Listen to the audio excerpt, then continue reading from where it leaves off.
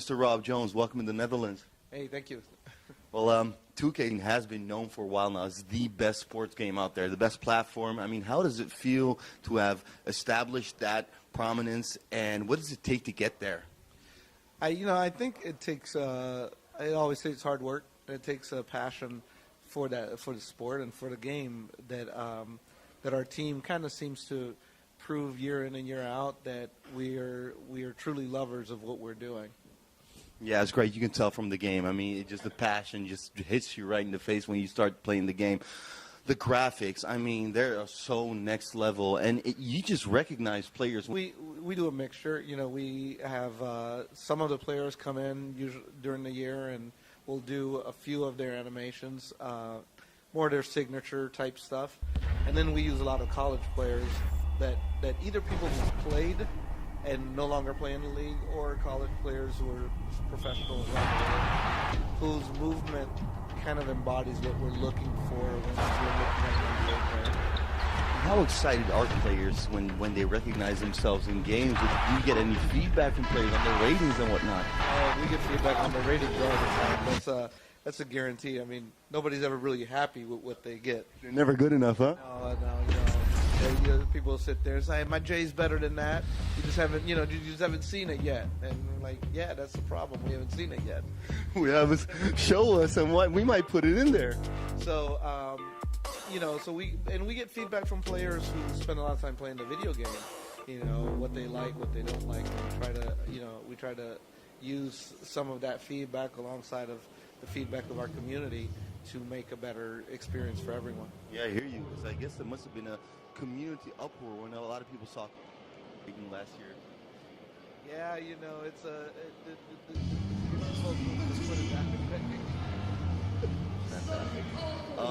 the post pre-game shows with Kenny, with Shaq, and with Ernie, amazing work. I mean, those guys just sitting there, you can tell the chemistry. What was amazing to me was looking at the game, you could just tell the chemistry between them, because it was all three of them taping it at the same time and doing the animations. You guys take that to another level, or did you keep it the same way? We've done more. We always do more in every little area. So, again, this year we've done more with them.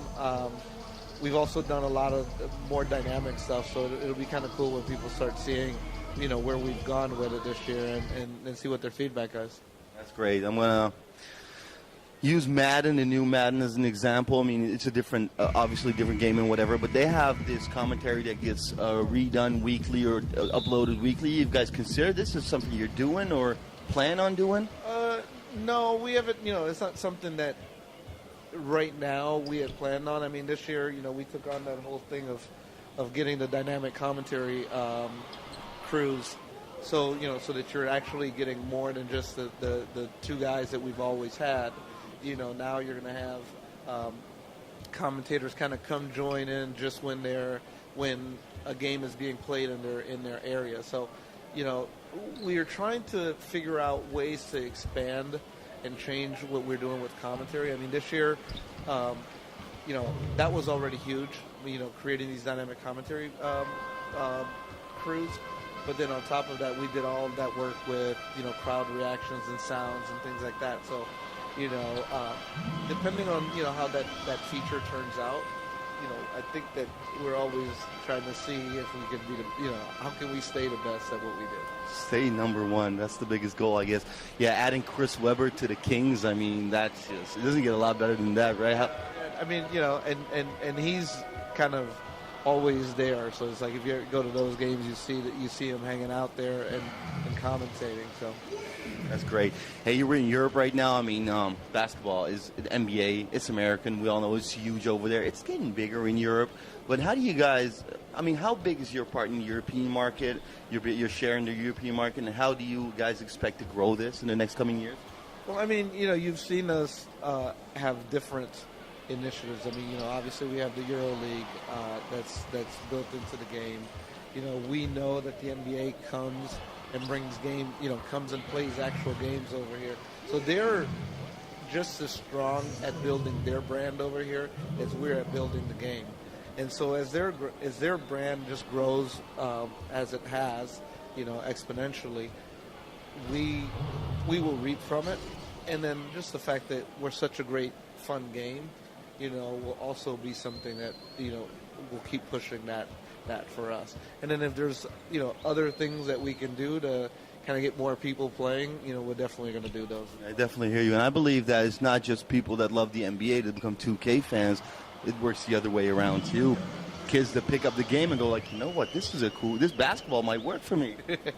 Well, Europe, from what I remember, has always had a kind of a different approach to basketball, and a lot of it is, you just don't have as many courts. Everybody has a hoop in the U.S., so basketball is kind of ingrained as, that number one or two sport to a lot of kids.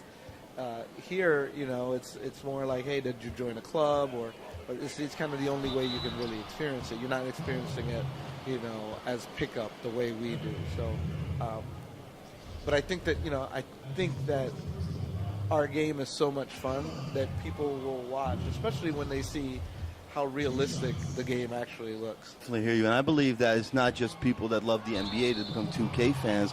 It works the other way around too. Kids that pick up the game and go like, you know what, this basketball might work for me. Well, Europe, from what I remember, has always had a kind of a different approach to basketball, and a lot of it is, you just don't have as many courts. Everybody has a hoop in the U.S., so basketball is kind of ingrained as, that number one or two sport to a lot of kids. Here, it's more like, hey, did you join a club, or it's kind of the only way you can really experience it. You're not experiencing it, as pickup the way we do. So, but I think that our game is so much fun that people will watch, especially when they see how realistic the game actually looks. Definitely, and it's getting better with courts, though. I've been to Spain lately, and I mean, Spain has a lot of courts. I haven't seen all the new courts, so I'm going tomorrow, so hopefully I'll see some of them. I'm pretty sure you'll enjoy yourself. Spain is nice.